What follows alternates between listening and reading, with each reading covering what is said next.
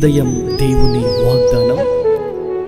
నీకు వాగ్దానం ఇచ్చిన దేవుడు నమ్మదగినవాడు, నిన్ను విడువడు, ఎడబాయడు.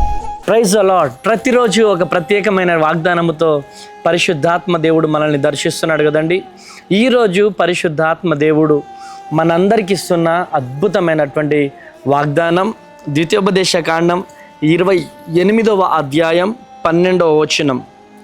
నీవు అనేక జనములకు అప్పిచ్చెదవు, కానీ అప్పు చేయవు. Praise the lord. కృప కలుగునుగాక. మీ జీవితంలో అనేక సంవత్సరాల నుండి అప్పు చేస్తున్నారేమో, అప్పుల పాలైపోయారేమో. మీ జీవితంలో సంవత్సరాల తరబడి అనేక మంది దగ్గరికి వెళ్ళి ఇలా చేతులు చాపారేమో, సహాయము కొరకు, అప్పు కొరకు ఇలా చేతులు చాపారేమో. కానీ ప్రియ దేవుని జనాంగమా, నా దేవుడు ఈరోజు నీతో మాట్లాడుతున్నాడు. నా దేవుడు ఈరోజు నిన్ను దర్శిస్తున్నాడు.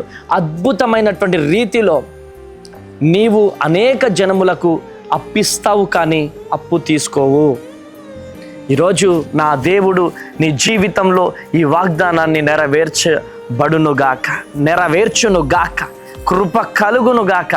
ఈరోజు నీ జీవితంలో ఓటమి, ఈరోజు నీ జీవితంలో నిందలు, ఈరోజు నీ జీవితంలో కష్టాలు, కన్నీళ్ళు, ఈరోజు ప్రతి సమస్యల గుండా నువ్వు ప్రయాణం చేస్తున్నావు కావచ్చు. ఈరోజు నా దేవుడు నీ జీవితంలో గొప్ప కార్యాలు జరిగించబోతున్నాడు. చూడండి, యోబు జీవితంలో అన్ని కోల్పోయాడండి.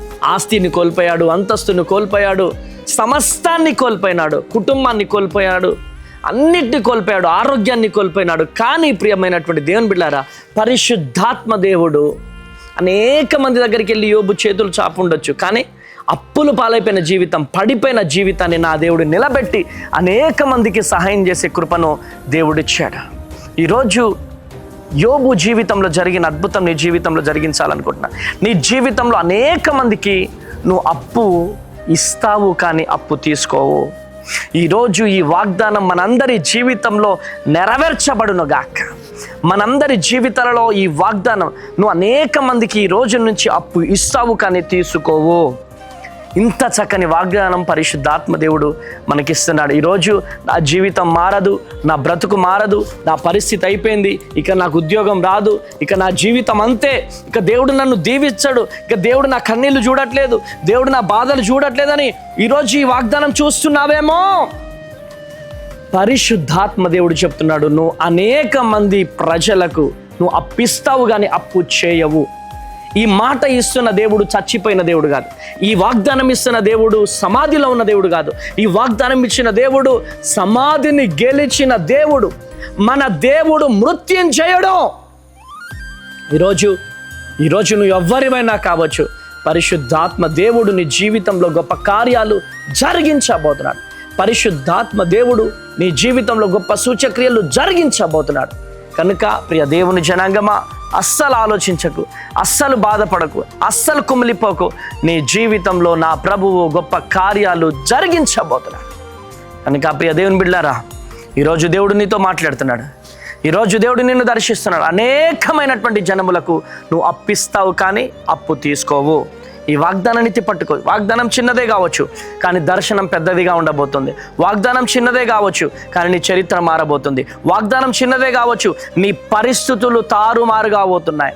నీ వ్యాపారంలో కావచ్చు, నీ వ్యవసాయంలో కావచ్చు, నీ ఉద్యోగంలో కావచ్చు, నీ పరిస్థితులు తారుమారు కాబోతున్నాయి. నీ ఉద్యోగంలో ప్రమోషన్స్, నీ వ్యవసాయంలో అభివృద్ధి, నీ వ్యాపారంలో అభివృద్ధిని నా దేవుడు దయచేయబోతున్నాడు. అందుకనే అనేకమైన జనములకు నువ్వు అప్పిస్తావు, కానీ అప్పు తీసుకోవు. కృప కలుగునుగాక. ఈ వాగ్దానాన్ని ఎత్తిపట్టి ప్రార్థన చేద్దామా? ప్రార్థన. తండ్రి స్తోత్రం ప్రభువా, ఇంత చక్కని వాగ్దానాన్ని ప్రభువా మాకు ఇచ్చినందుకు వందనాలు ప్రభువా. నీ కొరకు బ్రతికే కృపనిచ్చినందుకు వందనాలు ప్రభువా. యేసు నామంలో ప్రభువా, మా జీవితంలో మేము అప్పు తీసుకోవద్దు ప్రభువా. ఒకరికి ఇచ్చే స్థితిలోకి ఈ తండ్రి వాగ్దానం చూస్తున్న ప్రతి ఒక్కరి జీవితంలో నెరవేర్చబడునుగాక. మేము ఒకరికి ఇచ్చే స్థితిలోకి మమ్మల్ని నడిపించండి అయ్యా. మీ మహిమతో నింపండి. ఈరోజు ప్రయాణాలు చేస్తున్న వారి బస్సు ప్రయాణాలు, ట్రైన్ ప్రయాణాలు, ఫ్లైట్ ప్రయాణాల్లో ప్రయాణం అంతటా తోడునీడిగా ఉండండి. ఎవరెవరైతే హాస్పిటల్లో ట్రీట్మెంట్ పొందుకుంటున్నారో వారందరికీ శీఘ్రంగా స్వస్థత కలుగునుగాక.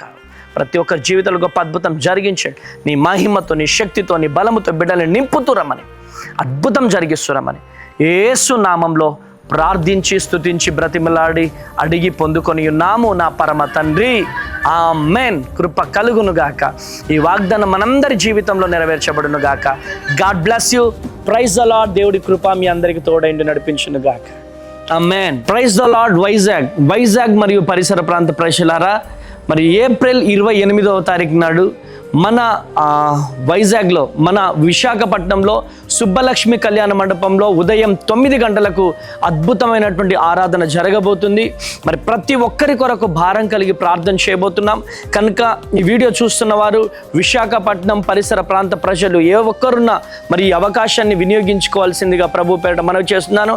మరి ఏప్రిల్ 28 మరి విశాఖపట్నం సుబ్బలక్ష్మి కళ్యాణ మండపం శ్రీకన్య థియేటర్ ఎదురుగా గంభీరమైన ఆరాధన జరగబోతుంది.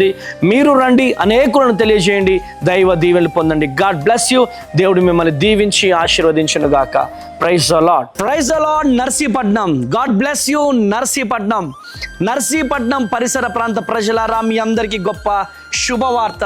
సువార్త స్వస్థత మహాసభలు మన నర్సీపట్నంలో అద్భుతమైనటువంటి రీతిలో 3 దినములు మరి మే 5, 6, 7 తేదీలలో బ్యాంక్ కాలనీ, మరి doctor Ramachandrarao ground, CMR down గ్రౌండ్లో ఈ మీటింగ్ జరగబోతుంది.